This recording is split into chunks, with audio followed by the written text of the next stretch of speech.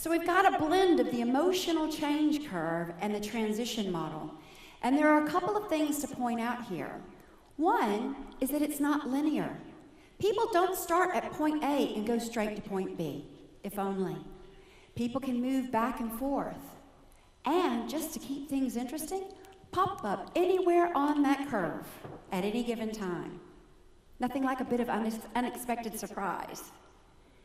Now, the second thing is that every person moves through at their own pace. So some people will zip right over to the right into that excitement and engaged stage. Others will make a bit of progress, slip back a bit before going forward again. And you may have some that stay in that anger category and never move. Now, sometimes, even a person who's very good with change might behave a bit differently given a certain situation. And I'm going to use myself as an example. I'm typically known personally and professionally as a change agent. I do it in my life and I do it in my work. And I am really comfortable with change. I'm one of those people who goes after change.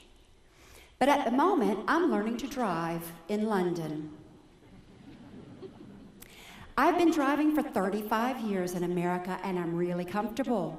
But here, everything is reversed, literally. And I can tell you, when I failed my theory exam the first time, I was firmly in that anger category for several days. And then when I passed it, I finally started moving on. But me, a change agent, I'm still nowhere near excited or engaged. I hate this process. So even for someone who's very well versed in change, I'm showing up differently on this curve because of this situation.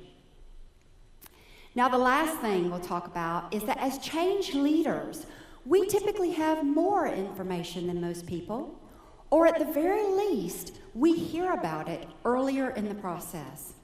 So we've had time to go through this process ourselves.